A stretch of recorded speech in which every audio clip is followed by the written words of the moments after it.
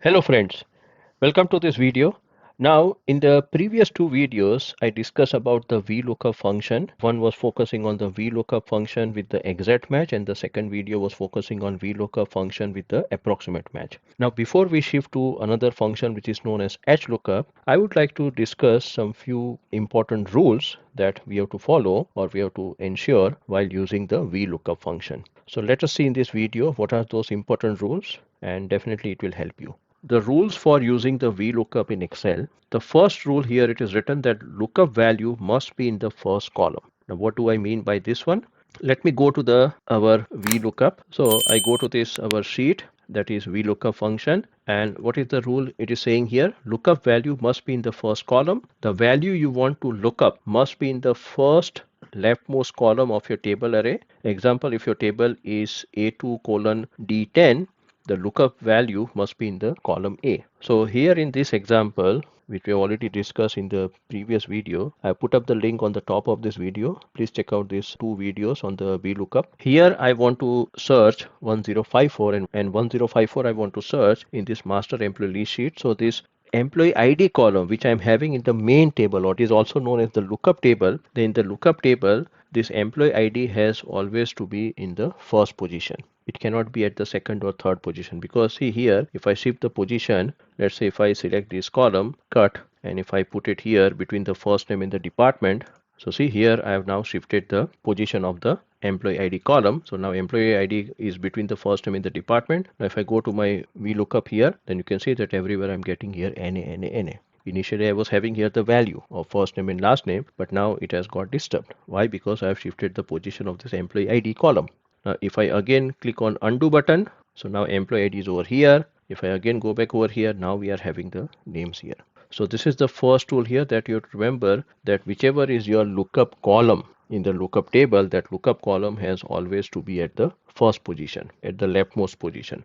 The second rule says that column index number must be correct. Now, as you know that in our VLOOKUP function, we are having the third argument which is known as column index number. So whatever the column index number you are writing here, whether 2, 3, 4, etc., it has to be correct one. Okay. So suppose if I want to get here the last name as the return value, then the last name column index number is 2. For the first name, the column index number is 3, and so on. So this is what is mentioned over here. The column index tells Excel which column's value to return. Count starts from 1, that is the first column of your table array, equal to 1, second will be 2, etc. If the index number is larger than the number of columns in your table, you will get an error. What is this last point over here? That is, suppose here in my main table, this is my main table or the lookup table. In the lookup table, how many columns I am having here? I am having here total 9 columns. Now suppose if I give the column index number equal to 10. Now see, there is no 10th column here. There are only 9 columns. If I give here in the VLOOKUP function,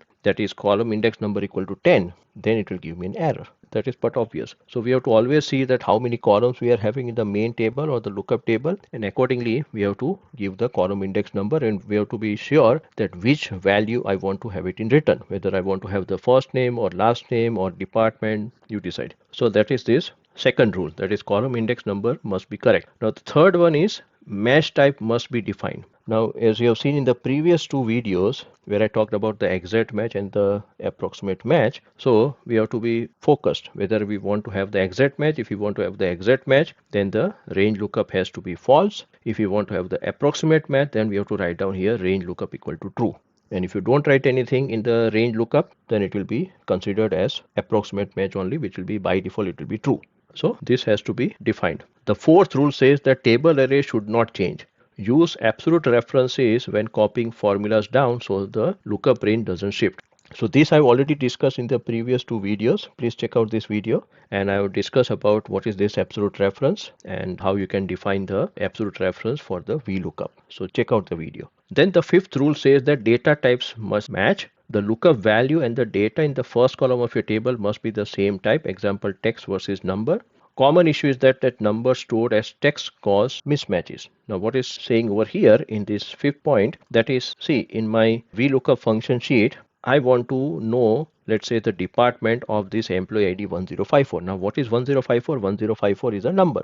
It's a whole number. So here the data type of this employee ID column will be whole number. But if I go to the master employee list sheet, and here I'm having the first column, that is the employee ID column, here also whatever these numbers are there, their data type has to be always whole number. It cannot be text, because sometimes these numbers are also considered as text. So you have to check the data type here. So suppose if I select one cell, right click, and if I go to the format cells here, so see, currently it is selected as general. It should not be selected here as text. It should be considered as general or number. Anything is fine here. So that is what it is mentioning here in this rule, that is the data type must match. If you are having the number in the lookup value, then the lookup column should also have the number data type. If you are having here text, then it should also have the text in the lookup column. So that is what we mean by the fifth point here. 6 point, no left lookup. VLOOKUP can only return values to the right of the lookup column. If you need to look left, use index plus match or XLOOKUP. So what is the first point here? VLOOKUP can only return values to the right of the lookup column.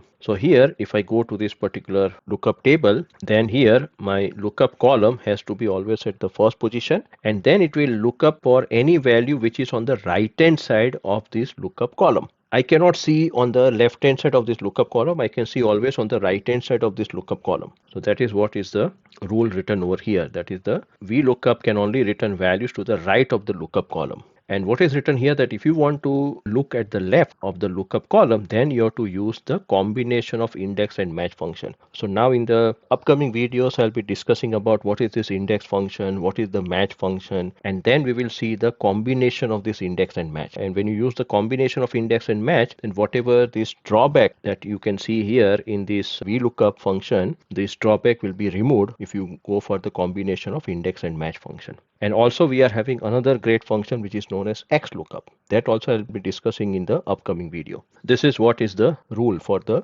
VLOOKUP, that it doesn't look for any value on the left hand side, it always look on the right hand side of the lookup column.